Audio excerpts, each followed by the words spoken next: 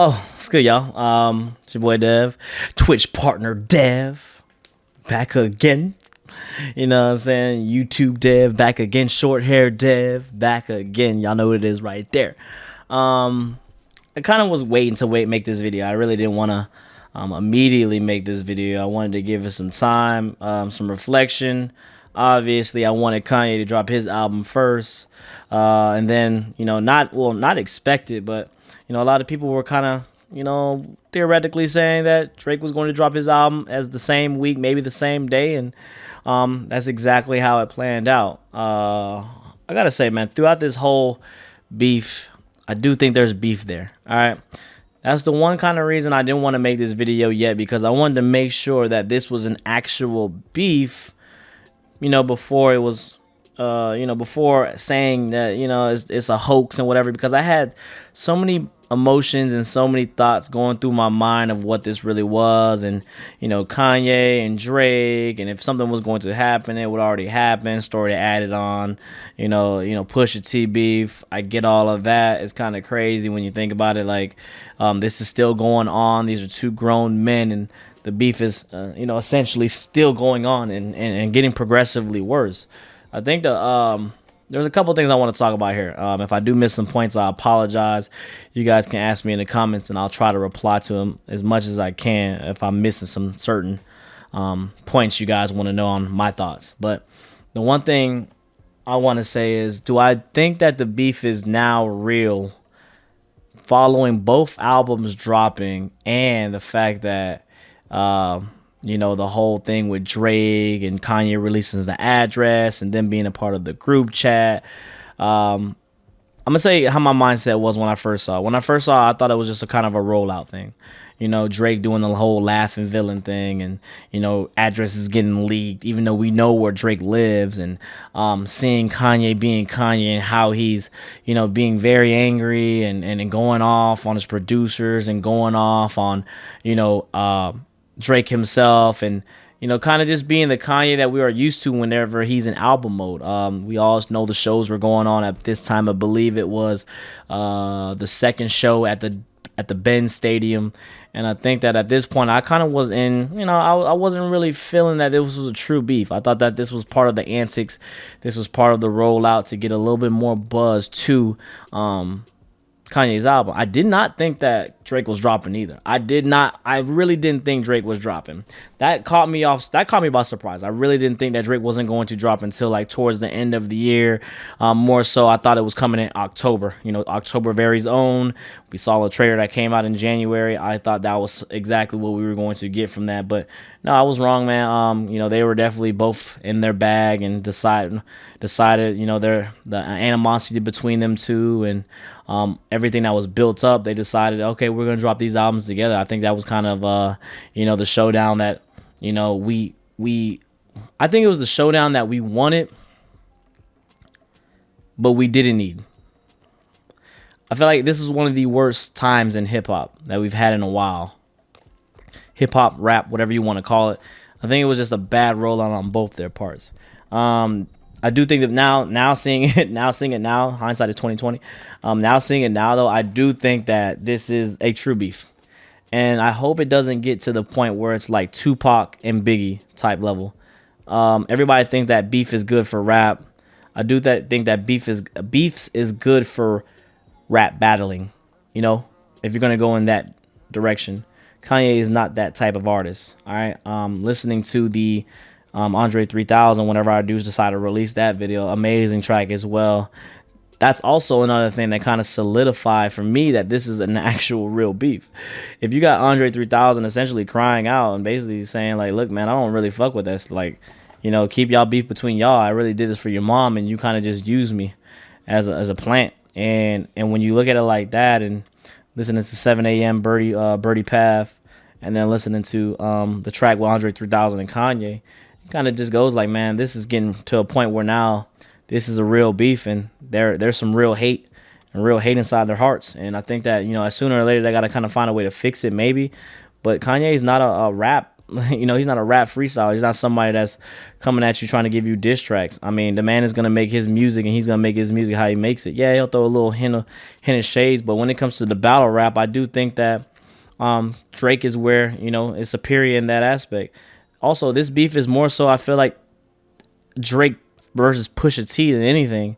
I don't understand why we're getting so much Drake versus Kanye when in reality Pusha T's the one that Drake should go at if he wants to do this battle rapping style. I think that the beef is now solidified to a degree. And Andre 3000 is what kind of solidified it for me, after seeing everything that went down. Now, the next thing I want to talk about is the Donda versus CLB conversation. All right, because this is more than just verses between them two. Now it's become an album thing. I will say this is one of the worst things that's happened in hip hop, in a sense, because it just ruined. I felt like, man, this is the first time that I felt like there was so much tension. What the fuck did I just say? There was so much tension between two audiences, two fan bases, two cults.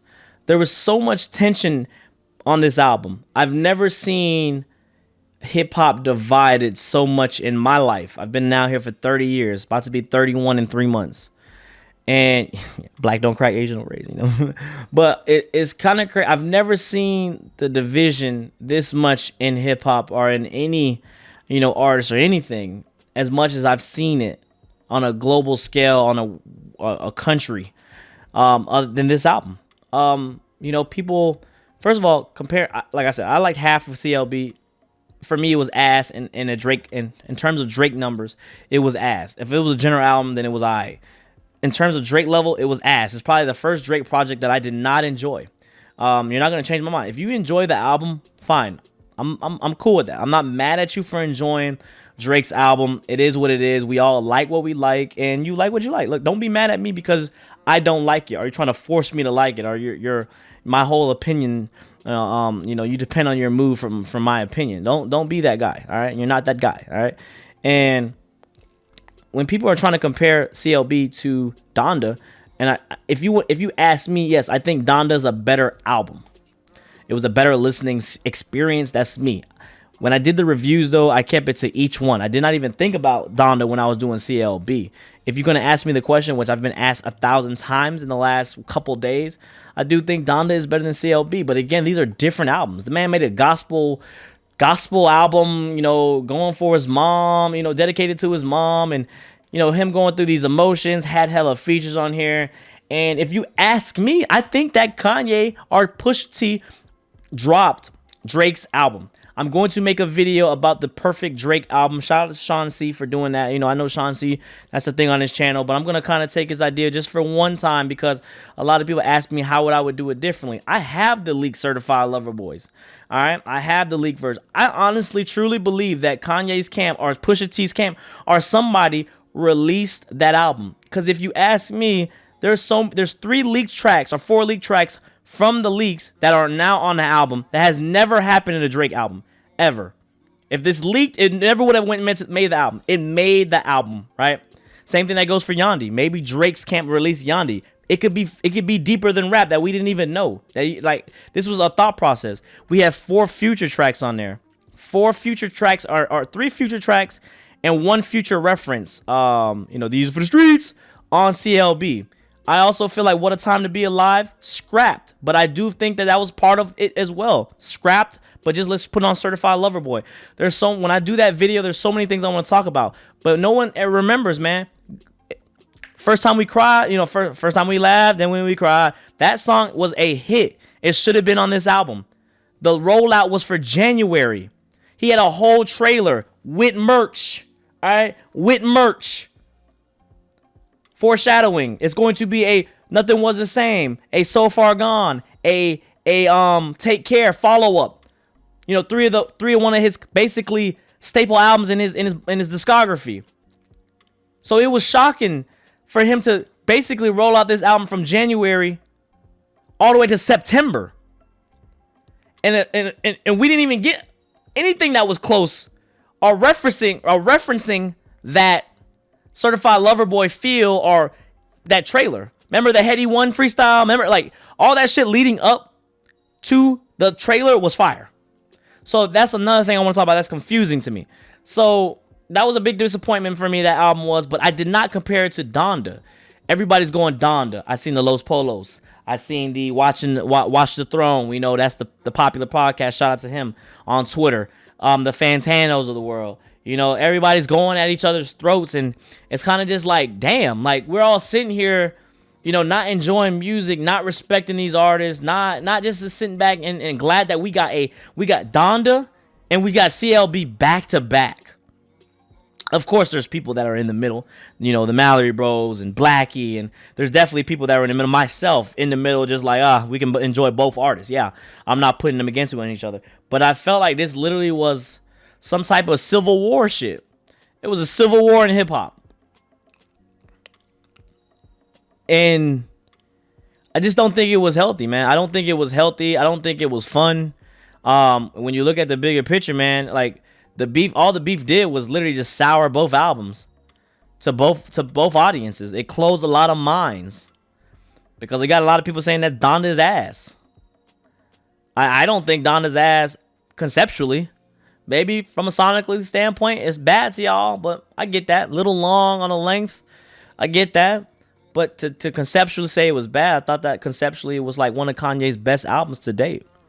And if you like Drake's album, again, I said the production was lacking for me. It just didn't give me that hit factor that I usually get whenever I listen to a Drake track. And I've listened to Drake since I was 16, since y'all was motherfucking sucking on the titty. I was finger popping Drake while y'all was still in first grade drawing goddamn Monsters Inc. All right. So whenever I've been listening to the Drake for so long, that he's always gave me that feel. All right. That's what I complained about when it came to that. But again, this is not about that. This beef. I feel like as grown men, man, they need to stop it. Drake is now 34, 35 years old, still in his bachelor mode. Nothing wrong with that. Love isn't for everybody. Marriage isn't for everybody. Do your thing, young player. But at the same time, Kanye also as well has to relax. 44 years old. You're a grown man. 4 kids. Sweep that shit under the rug, man. Life is too short, entirely too short to dwell on the past. When you really think about it, man, this man Drake went from being, Kanye went from being a role model fan, to peers, to now rivals, to now enemies. Like, it's getting bad. And God forbid, like I said, that Tupac Biggie situation happens with Drake and Kanye, because apparently there's some things that still aren't being said that it's going to get real ugly soon. And we're all laughing. We're waiting for another back-to-back from Drake and blah, blah. Like, if it gets that bad, this is going to be one of the most tragic. This will be the biggest tragedy, essentially, in the world. Kanye and Drake, Tupac and not, no disrespect to Tupac and Biggie, but this will be one of the most tragic moments ever. Not just in hip hop, but around the world. So like I said, man, I think that these two dudes are too grown to be kind of going out what they doing, man. They lost people. And I just think that they need to find a way to either live with each other, or not like living each other's lives, obviously, but they need to figure a way to squash it, come together, talk what needs to be talked, and leave it at that. Pusha T just needs to leave whatever that they got. That's whole nother topic. But as for Kanye and as for Drake, they too big to be doing what they doing, man. And again, my listening experience wasn't soured. I still enjoy both, whatever. Like I said, I still enjoy certain parts of CLB. I still enjoy Donda without having to be worried about this beef. But I felt like it was a lingering presence for these albums to drop on a Friday and a Sunday. And this will forever be known as basically the massacre graduation type ordeal. I don't know if you guys remember that when 50 Cent, remember 50 Cent said he'll retire if Kanye outsold him, and then Kanye outsold him, and then 50 Cent retired. At that point, I think that's exactly how it went down. 50 Cent really kept his word and just retired. Fuck, that's crazy. But it's kind of the same thing. Like, Donda and CLB will always be known as that album that people will argue. You know, people love to argue. It's going to happen in hip hop. It's going to happen in society. It's going to happen in life. You know, people are going to argue, but it just sucks that, you know, whenever you bring up CLB, it would always be Donda. Or you bring up Donda, you CLB. Kanye stands are the worst. Drake stands are the worst. Drake stands are delusional. Kanye stands suck the tit. You know, like it's just, you can enjoy both, guys. That's just how I feel about it, man. Again, if I missed the point that you wanted to bring up, I'm pretty sure I've hit all my points that I want to hit up. And I think that, you know, hopefully down the line, you know, we can, you know, kind of just move forward and enjoy. Again, the Andre 3000 song was Fuego. And it's unfortunate we couldn't get that because of a beef. That's a track that we don't get. We don't get that track. Again, that track is going to be on Patreon. I'm not going to upload that full track on YouTube because it is a leak. I will do my review on YouTube though. But that track, for it being on Patreon or whatever, that track, it was a beautiful track. And y'all know I'm a big Andre 3000, one of my top 3. Lupe Fiasco, Andre 3000. Y'all know that. Pharrell Williams. You know, those are my guys. So for me, man, it was sad, man. We all love to see a Andre presence, and now Andre is basically saying, I want to work with Kendrick. And you know, now Kendrick is just gonna drop his album, and you know, I feel like everybody's just waiting for that. At least we could get some clarity with that, you know, some happiness. I feel like there was just a lot of sadness going into the album. Not good sadness, just some bad sadness. All right, so that's how I feel about that, man. Get in the comments below, man. Let me know what you think. Don't forget, follow me on social media. Let me join you here. Thank you for subscribing. Thank you for liking. Thank you guys for the Twitch partner, man. I've been grinding my ass off. We got Twitch partner this year. We exceeded our goals from last year, and we basically doubled up this year. Double up, you know. We did everything we needed. We that I said I was gonna do. We did it, and now at this point, now I just continue to grind. So I want to say arigato gozaimasu, man, to each and every one of y'all, man. Thank y'all. And yeah, until the next time, it's been with Dev. Don't forget, like, comment, subscribe, share, all that good stuff. Follow me on social media. And until the next time, man, we're out.